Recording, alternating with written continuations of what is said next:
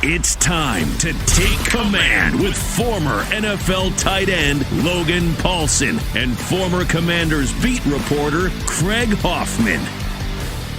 What's up? What's happening? Welcome in. Good morning. The morning after the NFC Championship game. This is Take Command. Craig Hoffman and Logan Paulsen for a final show of the 2025 season, 2024-25 season. We'll call this, Logan. And then from here, even though we'll probably do a couple more shows where we're looking back, we'll officially be in the offseason. We're going to hold on to the season, a magical one, for one more day. Yeah, no, it was interesting, like coming back on the plane last night and being around the team and, listening to your podcast when I got home and just being like, man, like what a crazy run this thing was, like how special it was. I was talking to Bram in London post game and just kind of reviewing some high level stuff from the season, and just someone showed me a video of us picking the season at schedule release, right? That was making the rounds on the internet, and someone showed it to me. I just thought, like, to have the thoughts I had then and then to see where we ended up, like it really was like such a special kind of lightning in the bottle type of moment. And, you're winning games you shouldn't win. You're coming down to the wire. It's all these one score affairs, which are incredibly high variance, and seeing Jayden Daniels do his thing. And so, I think you captured this really well yesterday in the review show, like when you were talking about how, like this feels like the wrong way for the team to go out because they didn't die as they lived kind of thing, which is really, I think, a great point. But again, like just kind of having like a little mini like emotional recap for myself, with like all the people that I've worked with this year, talking to Santana, talking to B. Mitch, talking to Brian Colbert, like, I just like, this is so special. And it was so much fun to talk about this team. And I was talking to a couple of my friends who are big fans, and they were just like, hearing their emotional outpouring was also really interesting, because I'm a fan of the team, but I don't have the kind of emotional investment that people who've lived here their whole lives do. So hearing them talk about it and being like, yeah, man, like I can finally hold my head high again. And this was one of the things I'll remember for the rest of my life. And I haven't felt this way since, 1992 or whatever. And you're just like, man, like I didn't think of it that way in that kind of context. And also because like you're in it every day, like in a way that most fans aren't. So to hear those, like a lot of people, quite frankly, reach out and say that was really special. So it was kind of just a crazy day yesterday. And we'll talk about the game here in a second, but just a crazy, crazy year and a really fun year too.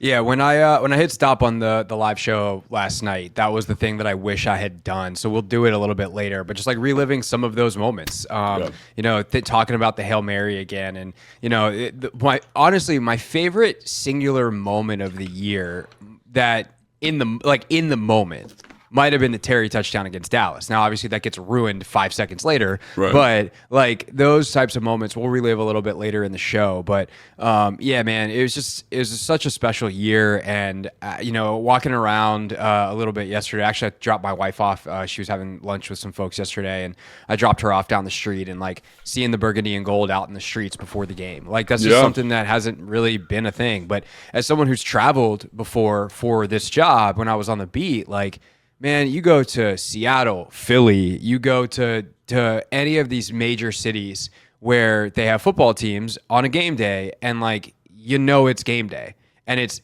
that team's game day. Like that's always what I've wanted for this town. Like you go to a Pittsburgh, like you drive around Pittsburgh in the middle of the off season, and you're like, this is a Steelers town. Yeah, and I think there's a couple reasons why that doesn't necessarily feel the case here over the last decade that I've been here. One of them is very simply like there's no billboards in this area.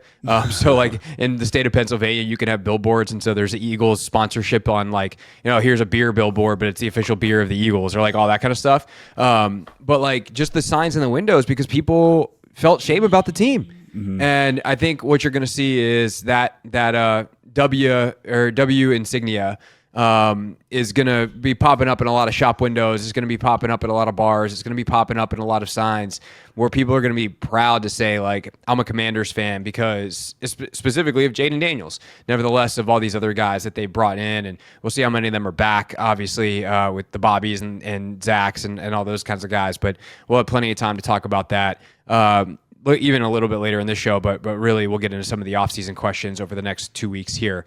By the way, worth mentioning off the top here, Logan is actually headed down to Mobile, so we're going to dive right into some offseason stuff pretty quick with some Senior Bowl content over the next couple of days on top of our offseason, or I guess our season look back. So we're going to be kind of juggling two balls at once. This is the cool thing about playing this deep into the year. Hopefully this is a problem that we continue to have, Logan, where we're not having to deal with the coaching cycle as much, and it's much more of hey, wow, what a great run. Hopefully the run goes a little bit longer a couple times as well. And, then we can get into offseason player eval stuff pretty quick. But for the final game of the regular season, Logan, obviously the final score gets ugly. And as I talked about on the show last night, like it's not fully indicative of just how lopsided it was. Like this game was close for a long time, within reach, really up until the Eckler fumble in the second half. Like that's the moment where it was like, oh God, here we go.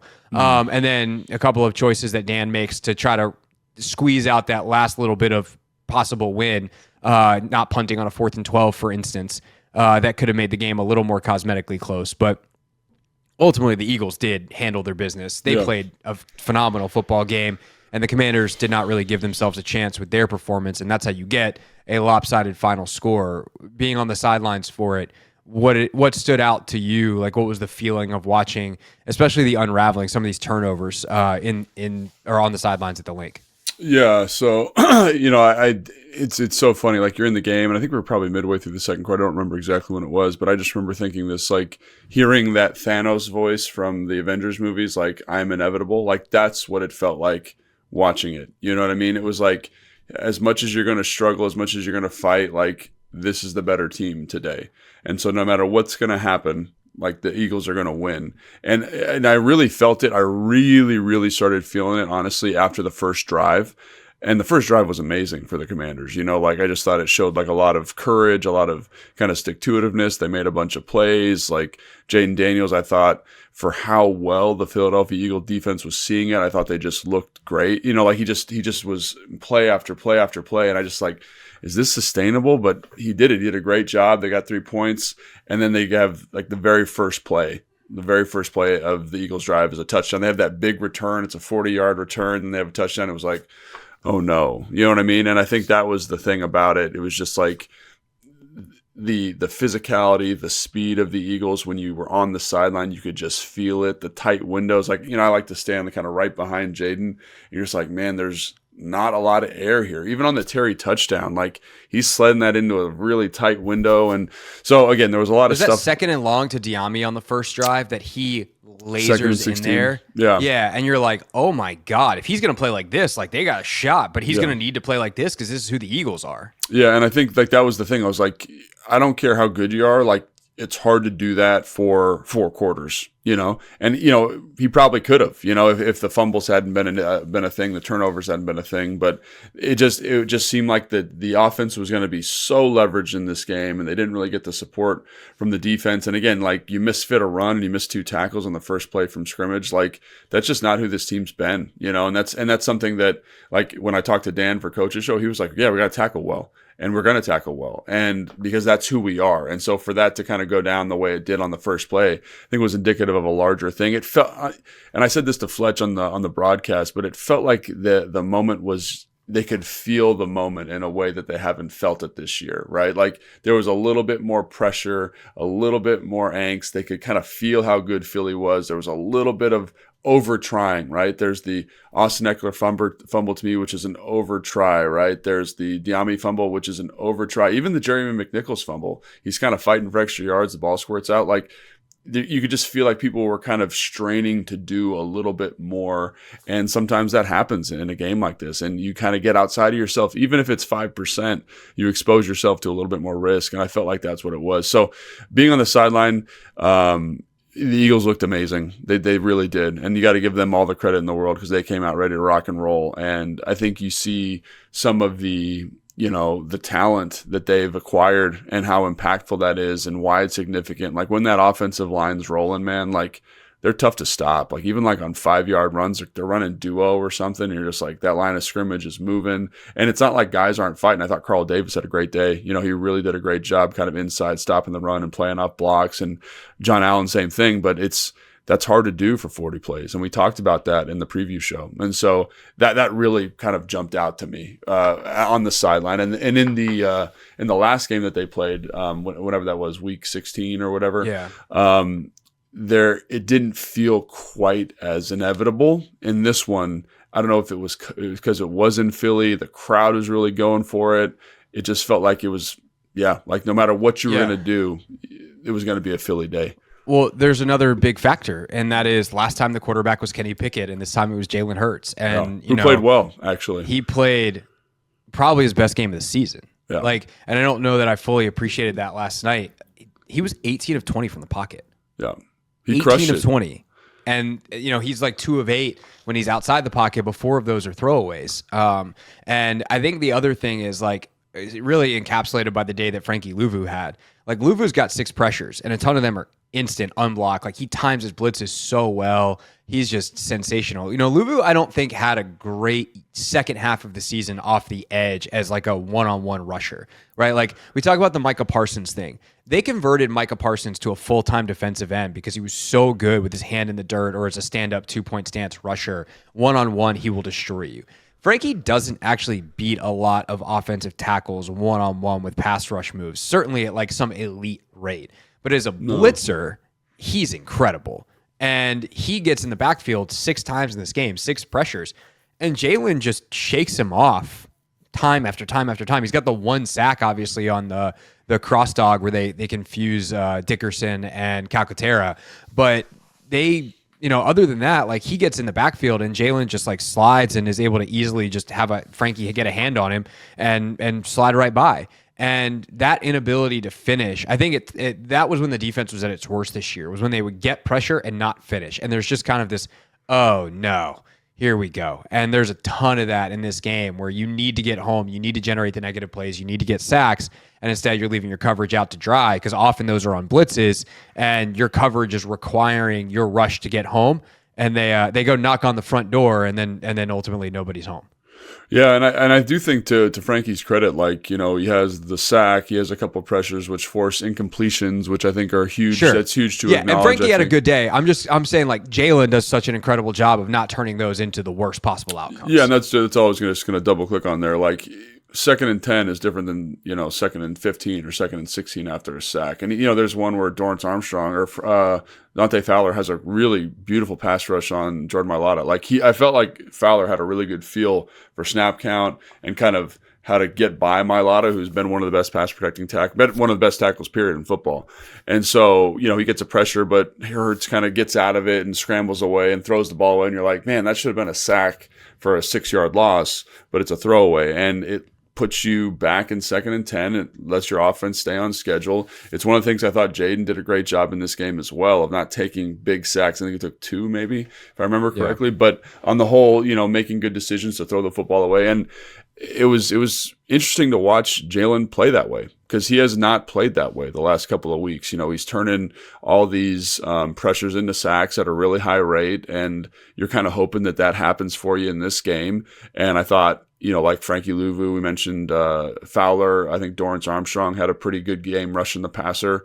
Jerzon has a pressure where he's like basically, holding Jaylen like almost in his grasp and he throws the football away. It's just like, if you're able to get, let's say 4 sacks out of that, this is a different game. And I think Jaylen deserves a lot of credit for how he played and just the decision making. The offensive line did a great job in terms of like mitigating quick pressures for the most part. But when that opportunity arose and you're not able to close the deal, I think that's a pretty significant moment. And so, yeah, Jaylen did a great job, as a runner, as a scrambler, and making decisions in the pocket. Even though he's not, making these decisive, quick game, ball out kind of decisions, like this is another kind of decision making that he deserves a lot of credit for. Yeah, but he does make some of those in this game, right? Like some of the quick outs and things like that. And they're not that hard of decisions, but they're decisions ultimately, sure. And he executes them. He probably turns a couple of down. Brady mentioned that on the TV broadcast, that there's like a couple of shots down the field where he's like, I don't really know why he didn't throw that one. But some of the RP, that's the thing I think sometimes, I say there's 2 things we often probably don't give Hurts enough credit for because we spend so much time being like, if you can get him in the pocket and make him beat you from the pocket, like you've got a great chance. And like, that's in part because the other alternative is letting them hand the ball to Saquon Barkley 30 times and let their offensive line grade on you. And so like it turns into this almost quasi Jalen Hurts bashing, and he doesn't really deserve that as a player because he does two other things really well. He operates the RPO game at an extraordinarily high level, and that is significant. He does a fantastic job with a huge part of their offense. That seems relevant. And then the other thing that he does that they noted, maybe on the broadcast, maybe I was listening to the Athletic show this morning, and maybe it was Robert who mentioned this. His pre-snap stuff is awesome. Did a great job of that. That's something you don't see. Like when it doesn't come across on the All-22, but he's doing a lot on the line of scrimmage, like a significant amount. Like I think one of the guys that I was most impressed with this year was Lamar Jackson, kind of in big moments, like getting to the right play. But and again, like those lead to big explosives. This was more like every time I'm checking protection, I'm working an Oscar, I'm working a can. And I was just like, I didn't realize that he was doing so much at the line of scrimmage for this team. So that's a great point for sure. And that, especially for a team that's super run heavy, getting in the right run is like critical. I mean, and he does that. The first play is a check. Yeah, and I wish I got to go back and watch and see what kind of front they were in, but that's the same run that Baltimore ran earlier in the season, where they're kind of quick pitching it to Derrick Henry on the perimeter. And so I wonder if it was an alignment check or a front check or a personnel check. But to your point, like it gets you in better looks, it makes you more efficient, it gets you on schedule. And even though this was an annoying sequence of like 5 attempted tush pushes, like his use of cadence down in that area there of just kind of to be annoying and spam the Commanders, I thought was really interesting. And again, like it just shows his control of the offense and the tools that he has at his disposal. And you don't see it all the time, but I felt like it was at the forefront in a big way this game. Yeah, for sure. And on that first run, man, Dante Fowler just like does this weird spin move, and it winds up taking out John. It winds up taking out, which kind of trips up Bobby, and then the two safeties miss tackles, and then it's out, and Saquon, and 15 carries for Saquon. That's all it took for him to get. I think it was like $125, 118, and 3 touchdowns. That second TD run from him, which is his second carry of the game, by the way, is gross. Frankie's unblocked in the hole. Oh yeah, unblocked, and Saquon's ability to read it, jump cut, get outside, and then Lane Johnson does an awesome job on Armstrong on the edge, and obviously Saquon wins a foot race because Saquon doesn't lose foot races. So that was I think that kind of covers the Eagles having the ball, especially up front. Anything else? I mean, real quick before we get off of that. The other thing that killed me for the Commanders defense was the penalties. And I'm not talking about complaining about the refs because and while there were some, I think, questionable calls, I talked about it on the show last night. The Sean Hockley thing's annoying, and he definitely had some bad ones. But like the lack of discipline in the secondary, I think, is really like problematic in this game. Yeah. Like the inability to just not the Mikey one on the sideline is killer. Because you forced a field goal after the McNichols fumble, and instead you give them a first down and they wind up scoring a touchdown. But like Saquon could easily cut that back, and I would like to see a little more leeway there from the referees for sure. But technically his foot hit, and it's something that I think with that incident, the Mahomes thing last week, like there's been a couple of others that are right on the sideline. It's something that I think the NFL is probably going to have to address this offseason of like, if you are running out of bounds, you need to make it clear you're going out of bounds. And we're going to give defensive players, like, unless you egregiously blow a guy up, we need to find a way to not have that be brutal. You're an offensive player, though, so you might have different feelings on that. And then we can talk about the Lattimore penalty in a second. On the Saquon thing, like, to me, again, I'm watching it live, so, like, my reaction is going to be a little bit different. I thought the penalty was totally justified. Again, like I thought it looked like to me like he's clearly running out of bounds. And I think the other thing too, if it wasn't such a big hit out of bounds, it's probably okay. Right. Like I think it was like he got laid out, man. He kind of falls into the cheerleaders. It's a whole thing. And I think if you hit him, and he keeps his feet, it's probably okay. But again, it's like at that point, he almost had 2 feet out of bounds, at least to my eye, like where I was standing. He almost had 2 feet out of bounds. He wound up having 1 foot out. He was out. It was his foot had barely hit when the contact happens. But I think to your point, right? If you're Mikey and you come up and you kind of wrap and you make sure your chest is on him. So if he tries to cut back, like you can go. Yeah. But it's also Saquon Barkley, and like trying to tackle that dude's impossible. So I get it's a tough spot for Mikey, but yeah, But I guess like that one didn't really bother me. It bothered me that he committed the penalty, not that they called it. Right. Yeah. So I think that was the thing. Is like Bram was like all in a tizzy about it. Like that's a terrible call, and I actually thought it was a fine call. Like could you have not called it? Sure, but is it by letter of the law a penalty? Yes. And like when you're watching it live, you're like, dang. And I think that's the other thing. Being on the sideline, I have a much greater appreciation for how bang bang a lot of these calls are. You know what I mean? Like if you're not in the right position or if you see it a certain way, like for example, like there's a holding call or something against Detroit where like I had a good line on it and Fletch and everybody else is freaking out in the booth, but you're like, oh, that's for sure a penalty. You know what I mean? It just gives you a different feel. And then when you get to watch the replay later, on the TV copy, you're like, oh man, like I didn't even see these 12 different angles of my sympathy for the referee, which is probably not a popular opinion today, is much greater than it is normally. Right. And again, like I'm not a big ref guy. So again, like that call, is it frustrating for fans? I'm very sure it's frustrating for fans. Is it probably a legitimate call?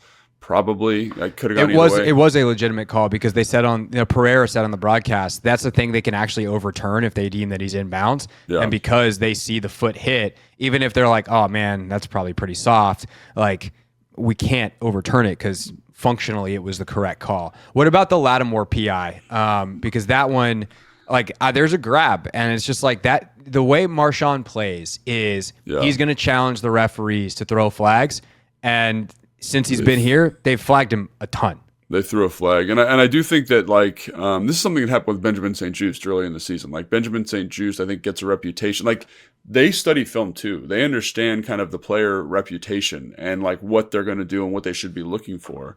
And I think the opposing teams also present stuff to the officials. Like, I know there's been a couple times, like, on teams I've played for where they're like, hey, this player... like the Lane Johnson thing is a great example. He leaves early. Like I want you to make you aware of it. I want you to watch it. Right. And so, I do think that, and again, I don't have any inside baseball on this, but it does look like that they are aware of how he plays. And for me, like, again, like on the PI in the end zone, I was like, why are you grabbing him so much? I was watching them. It's I was watching 3rd and 13 and Jaylen is running for his life. I was watching the two of them and I was like, he is pulling on him more than is necessary. Like, I'm okay. Like, I'm a big, like, if you're playing DB, you got to do what you got to do, right? You got to get hands on. Like, even the Jeremy Chin one later, like, I kind of get it, right? Like, he's pushing off, you're pulling, you're fighting a little bit, they throw a flag, whatever, right? But I was like, they're going to call this, right? They're going to call a penalty here. And I really thought he got away with one on the Dallas Goedert touchdown too. Like when you go back and watch, like we had live, his hands are through his hands before the ball is there. They don't throw it. They let him play a little bit. So I'm not saying that but to me, he was by himself. He was on the corner. Like AJ Brown's running the corner. I was like, I would have thrown a penalty. You know what I mean? Like, and again, like I don't have all the angles, but from where I was standing, I was like, that's probably going to be PI or holding or whatever it is. So, and then the kind of how he gets emotionally involved in the game, I think I appreciate that as a player. Like I love when guys are fired up, but you also got to be smart, you got to be smart. And both those penalties were kind of backbreaking in a lot of ways. So it's hard playing corner in the NFL. Like there's a spotlight on you. It's an offensive driven league. Like they're going to call that stuff more oftentimes than not. But I think just being smart about when you do it and what you're doing. Like, I think that's the other thing is like Mike Sanderson had one that I was watching and he gave at the top of a route, gave a little tug and the ball was going the other way, but gave a little tug, makes a break on the ball, no harm, no foul. Right. This one, it was just like, he was all over him. And you're kind of saying like, I have to, as a referee, I have to call this because it's going to be on TV. They're going to talk about it. So, it was a tough couple plays for the Washington secondary for sure.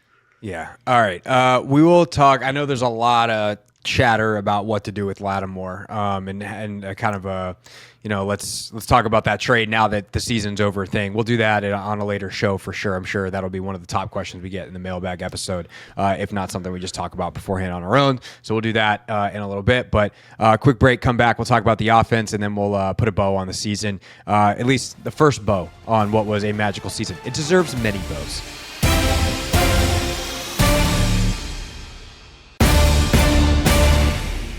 Take command, Craig Hoffman, Logan Paulsen. Logan, let's talk about the offense real quick before we put the bows on the season. And this wasn't my favorite Cliff game. Terry kind of disappears for a while. Don't love that. And in part because he lines up 40 of 48 snaps on the left side, where they had been moving him around quite a bit more, especially against the Eagles, because Kenyon Mitchell, who gets the pick in this game very late. But the bigger thing with the offense is between the game script, the fumbles, this game plan never gets a chance to really evolve into its full bloom. So who knows what kind of counters and stuff Cliff might have had if this is a closer game late. What'd you make of the offense in general and their struggles against the number one defense? But also, they scored 23. That's 7 more than anyone else was scoring on average on this defense in the postseason. So what do you make of it? Yeah, I thought they did actually like a pretty good job. And I thought, Cliff did a good job understanding like kind of where the weak spot is in the Philly defense. And that was with Zach Ertz as the tight end. I mean, he had 11 receptions. A lot of them were versus man coverage. A lot of them were on third down. And really that was a matchup that they're able to exploit. And, talking about offseason things, like what are you going to do with him, man? Like he's been such a beautiful piece and element to this offense. Like, that's something that's got to be really kept an eye on, but we'll talk about that more later. So to me, I thought that was the plan, quite honestly. It was like, we're going to get Zach Ertz in favorable matchups, and he's going to win one-on-ones. And that's a bold strategy for a guy who's, 33, 34 years old, but he did it. He's 34. He knocked it out of the park, man. He just ran brilliant routes. He gave Jalen Hurts kind of someone he could consistently turn to in big moments. And so, I understand Terry wasn't the biggest part of the game plan, but I also understand that like that's kind of the strength of the secondary is on the perimeter. If you want to kind of work an element, it's Reed Blankenship and man coverage versus Zach Ertz. And so I thought that seemed to be the moment, right? We're going to kind of motion, we're going to shift, we're going to formation in a way where that's the matchup. And I thought Jayden did a great job exploiting it. So even though Terry wasn't a piece, like that's one of the things about the offense that I've really appreciated is that they've done a good job of kind of saying, hey, like this is the person for this week. And this week it was Zach. And I thought they did a great job executing that. And I really think when you go back and watch, like there was a lot of attention paid to Terry, like a lot more. And it's not maybe specifically Terry, but they called certain coverage structures and did certain things that you're definitely aware of him, right? So like there was one play I remember where they're in a 4-by-1, the 4 receivers are to the right, and then Terry's by himself to the left. So usually in a Vic Fangio defense, the safety that's to the single receiver side, he lines up there to the single receiver side, but he's going to match to the 4 receiver side. Like he'll work across formation, essentially assuring a one-on-one on Terry. They played a cloud coverage there, which is not something that they normally do. So even though it wasn't like, let's make sure that we take Terry totally out of this game plan, they definitely were aware of his big playability and what he does on a down-to-down basis. And I also think you got to give Kenyon Mitchell a little bit of credit. Like in man-to-man situations, like he did a great job. It was very physical. Awesome. Darius Slade did a great job. And, Cooper DeJean also did a great job. So, and this is something that like we talked about it a little bit last time on the phone when I got back. But this defense is really good because they can play tight man coverage all the time. Not all the time, but a big percentage of the time. And they understand their zones. They understand how to match. And there's just not a lot of air, right? Not a lot of air for those outside receivers. And they have a pass rush they can get home with 4, and they're good at blitzing. So this was going to be a slog. And so the fact they were able to score 24 points in a relatively efficient fashion, like coming out of this game, there's not a lot of things to be positive about. But the level that Jayden Daniels played at in this game in terms of handling adversity, handling the rush, tight window throws over the middle of the field, this was big-time stuff from him. And I really wish that again, they would have been a little bit more fastidious with the football because I think as the game would have worn on, I think the Philadelphia defense would have fatigued to a point where some of those explosive plays down the field become a little bit more viable. And they're not in these like deep cover 2 looks and deep quarters looks, like where you can't get anything going down the field. And so that's one of the disappointing things for me about this game, because I felt like Cliff came out ready to rock and roll. I felt like Jayden came out ready to rock and roll, and I felt like they had a good game plan early. I love some of the early whams and whams specifically that they ran on Jalen Carter and leading the 6-yard gain, which is something that you never thought you'd see versus Philadelphia. So there was a lot of elements that I really appreciated, but I do agree that like they never got to actualize kind of their downfield stuff because of game flow, really. Like that was the one thing we talked about, is like, can you get to a point where you're leading a game, you force Vic Fangio to be more aggressive, you force Jalen Hurts to be more aggressive, and we just never got that. And this is the result, part of the result. Yeah, Jayden proved that he can go win a game 5 yards at a time again, which is crazy. That's so challenging to do, man. It's so challenging to do. The problem is the team can't, not against the Eagles, because the reason that you want to do that as a defense is because it creates more opportunities for the offense to mess up. Penalties or turnovers. And that's exactly what happened. Like, you can say, oh, that first drive is amazing. Well, one, you don't get a touchdown out of it. And two, when you go to try to repeat it on the next drive, like, Diami fumbles. And that is not in character for Diami by any stretch, but it's like in character for why you don't play that way if you don't have to in the NFL. It's because defenses are too good. And this Eagles defense specifically is very, very good at going after the ball. Like, they are aggressive, trying to rake it out, and they find success. They have opportunities. Aaron Andrews actually had a great anecdote on the broadcast about how Nick Sirianni preaches, if a guy goes down and gets up, that is an opportunity to knock out the football. That ball is going to be loose. And so Sirianni was apparently like elated because that's a thing for him, and that's how they get the Eckler one, is Austin tries to get up and you know, the ball gets punched out because it's away from his body. It's not an easy thing to do, to get up and secure the football and stay on balance. So playing that way, preventing explosives, invites the kind of turnover variance that Washington had in this game. They've just been so tremendous this year at avoiding it. And that's the thing that's really impressive about them. And so I think if you're Dan, you're continuing to be like, you probably look back, you do a review, and you go, you know what?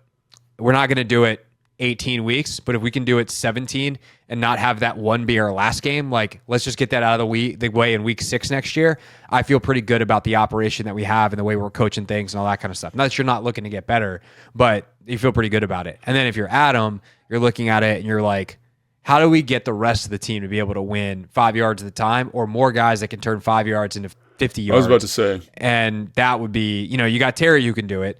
Diami showed some ability to do that this year, which makes that fumble hurt all the more. But like, you need more explosive playmakers, and you have money to spend, and you have a quarterback on a rookie contract, and like, that's the part that's exciting. But you know, I think it's worth pointing out that like, while Jayden can operationally do that, and that is like, it's hard to describe how valuable that is. That you can just stack decision on decision on him and feel good about it. But you need the rest of the group, offensive line and skill positions, to be able to get to his level. Yeah, and I think this is, in some ways, this is the perfect scenario. And I know that sounds crazy, because obviously perfect scenario is winning the Super Bowl. So maybe this is like perfect in like that this is like sub-perfect stack 2, right? Or whatever we're talking about. Yeah. But I think when you look at this season, man, what a blessing. Like, just incredible level of competition, incredible level of brotherhood. It brings the city back to life. The football is there. But it also, to me, is so fitting that this loss happens versus this Philadelphia team, because it shows you exactly what you need to do, right? You need to get someone on the offensive line who can consistently win a one-on-one versus Jalen Carter. You need to get a receiver or an explosive playmaker, whatever it is, tight end, slot receiver, who can win consistently versus man-to-man coverage and can help you find these explosive plays down the field, right? Defensively, you look and you say, hey, how do we account for this offensive line of Philadelphia? How do we find a DB that can consistently match? And Marshawn Lattimore might be this guy. I'm not saying that that's not the case, but, you know, because he's only played 3 games this year, so how healthy or whatever.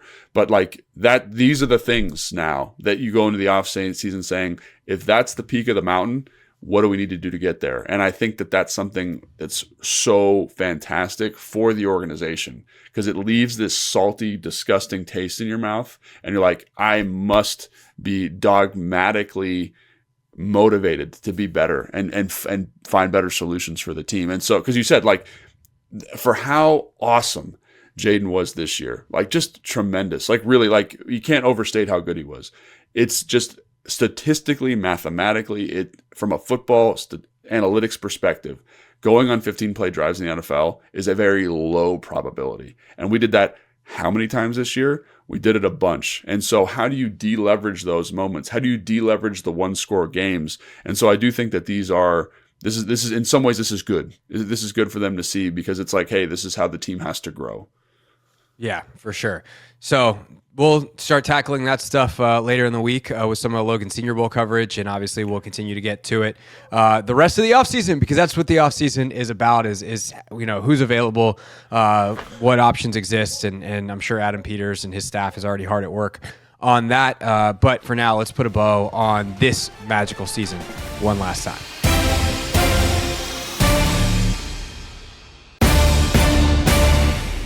Take command. Craig Hoffman here. Logan Paulsen there. Logan, when I say 2024-25 Washington Commanders season, like, what are the images? What are the things that are going to come to mind for you that you'll carry with you for the rest of your career, the rest of your life? I mean, the first one that comes to mind is obviously the Cincinnati game. In Cincinnati, like, I think it was a Monday night, Sunday night game. I don't Monday remember. night. Primetime game, and the plays that Jayden made in that game. Like the atmosphere, and you're like, man, this could be something special. And how that kind of sparked.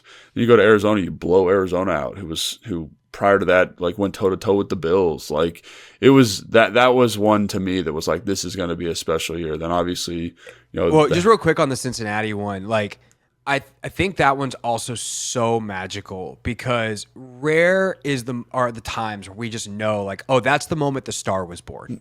And Jayden to Terry to close that game out, getting blasted in the face on a third down, just I think it wound up at the end of the season being the third most unlikely completion according to Next Gen. It was like a 10% completion percentage.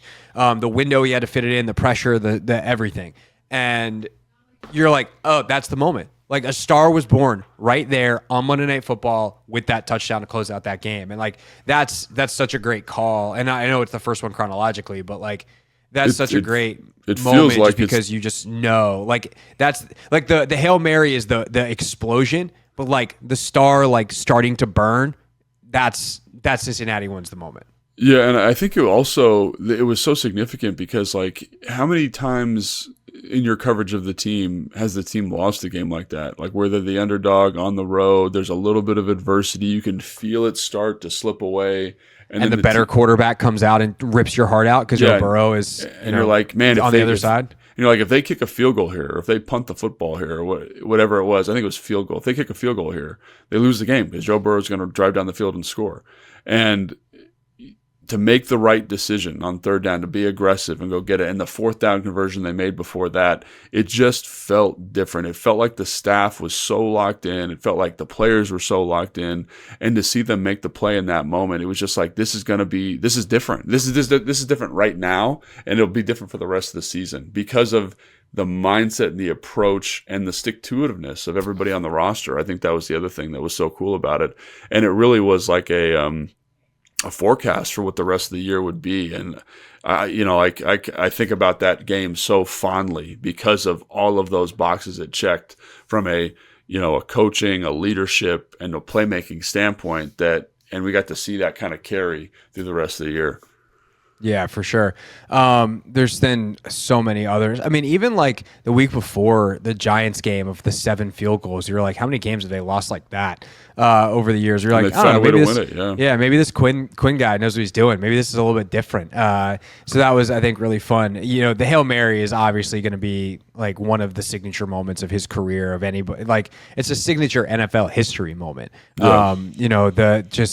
Everything that happened leading up to that, it was such a wacky game where Washington was so good, but all of a sudden they kind of fall apart defensively in the final 6 minutes, and then they just pull that out of nowhere. But they need the play right before it, and then Stevenson's yapping at the crowd or whatever his name is for the Bears. Like it's that one's just always going to be a huge moment for everybody. And Nance and Romo were there. Like I think that like the bigness of that, it's a 425 game. That play happens under the lights. Darkness, like in the black uniforms. It's there's just like a magicalness and like a theatrical nature, a cinematic nature to that moment. And then the next time we're in that stadium is the Dallas game. When, again, like I talked about this off the top of the show, where he hits Terry and Terry makes this incredible 6-yard touchdown. And obviously the extra point goes sideways and they wind up losing that game in heartbreaking fashion, and the kickoff return. And that was a wild game. But like that moment where like the Hail Mary is one thing and it almost feels lucky. The combo of the Hail Mary and the Terry play with Dallas is the moment where you're just like, I don't know, man, this kid's special. This kid's different. He's capable of anything. And that point, you just fasten your seatbelt and be like, we're on a roller coaster ride, and I'm good with it. Wherever this thing goes, my hands are up, and I'm screaming, woo! Yeah, I mean, shoot, like any end of game scenario that they were in, like the touchdown Mariota had to Terry in the second Dallas game, the drive in overtime versus Atlanta was tremendous. You know what I mean? Like J-Mo on the Philly Week 16 winner. 100%. And then, the Terry completion in the 2-minute drive at the end of half in the second Giants game where you're like, there's 19 seconds left and we hit a freaking go ball for a touchdown. Like the way they handled all of those. I mean, shoot, even the 2-minute situation in this last game to get a field goal, like there's 34 seconds. They just the professionalism, the kind of just the surgical efficiency of this team was just incredible. Obviously there's defensive plays like in Detroit, like where Quan returns that ball for a touchdown. Like that was incredible. The Mike Sanderson interception, like there was plays like that. We're just like, this is incredible. It was just an incredible year of guys kind of all punching above their weight class, being great teammates, great football players, and yeah, man, it was awesome. You know what I mean? It was just really special. I think that's a great point. Like this is such a likable team, and not all great teams are likable, and that's okay. Like your fans are gonna like them. Yeah. But like I think part of the endearing nature of this team is like, oh, they're underdogs, and I know Quinn hates that, and I get it, but like they are. They're whenever you're punching above your weight class, like people like it. But also, the more you got to know the guys, like Jayden is very, very likable. Terry is endlessly likable. You have a guy like Bobby who's like playing at a really high level when he's a gold jacket guy and couldn't be a better dude. Zach, like Austin, like there's just so many great Mikey, like so many great personalities on this team that as people got to know them and they are seeing the success, it's like, man, I love rooting for this team. I can't tell you how many Eagles fans that are friends of mine were like, hey, I obviously we want to win, but like, man, it's fun to watch your team play. And like that's the Washington Philadelphia thing. I think if a couple more matchups in the NFC Championship game, they're not going to like Jayden Daniels as much. But like, that is the nature of things. But yeah, man, I think a season full of moments, carried out by a bunch of great dudes, led by a bunch of great dudes, Dan on down, AP on down, Josh Harris, Magic Johnson, Mitch Rales on down. That was cool. Like when he spoke to the team, when he spoke to the media after Magic Johnson spoke to the media after the Tampa game. You know what I mean? Like just incredible, man. And yeah. Every time I'm just like, that's Magic Johnson. He's the owner of the Commanders, or part owner of the Commanders. And then, like, some little stuff for me is like when you're on the sideline at the Detroit game and the ownership group is like coming up to you to say, hey, and to say you're doing a great job on the show, and just how different that is and was than, prior to my time here before. Like, it was just a special year, like really special year, and one that I'll remember for the rest of my life, obviously. But it's dotted by these extremely special moments, and so hopefully this is the first of many special seasons. But yeah, this just seemed very unique in, like even like Noah Brown coming in off the street basically, right, and like being a huge contributor to the team, and then Diami's growth and development. And I don't know, man, like it was, and like the offensive line playing so well in a couple games. Like it was a cool year. And like you said, a bunch of likable dudes. And this is the one thing about the NFL that I find really interesting is that, like this roster will never be this roster again. And it's such a kind of time capsule of this year. And so I'm glad that these guys all got to experience something so special playing the way that they were playing. I can't agree more. If you are watching this on YouTube and you want to drop your favorite moment of the year in the comments, I think that'll be a fun way to reminisce even more, maybe capture some moments that we forgot. So go ahead and do that wherever you or I guess on YouTube where you are watching, and maybe we'll read off a couple of those on the next show. For now, thanks so much for listening. Look, we cannot do the show if we don't have an audience of people who care and are interested and like what we're doing and tell their friends and watch it grow, and because then our bosses would replace us. So we are very grateful for all of you who do all of those things, and the kind words that we've gotten throughout this season, how much you guys have enjoyed being on the ride with us. Like, we feel that, we appreciate that, and we can't thank our team enough. Our producer William Foshi and Eli Karp and everybody at Jake Golly, everybody up at Corporate at Odyssey. I'm gonna stop naming names, otherwise that team is very large, and all of a sudden I'm gonna start forgetting people. So shout out to everybody up in New York and Philly at our corporate offices who helps out with this show as well. And the good thing is for all you listening that like it, we're not going anywhere. We got a lot of off-season work to do, and we're really excited about that. As much fun as the football is, and it's all building to the football. The off-season is a fun time in the NFL, so we're going to enjoy that as well and see where Adam and this front office takes it next. In the meantime, for Logan, I'm Craig. We'll see you guys next time on Take Command. Take care of yourselves this week, and we will see you in just a couple of days. Thanks for watching this clip of Take Command, which has a brand new home. That's right. You can watch on YouTube at the Team 980. You can also listen to full episodes in the free Odyssey app, which is now enabled with Apple CarPlay. So we'll just, follow you around.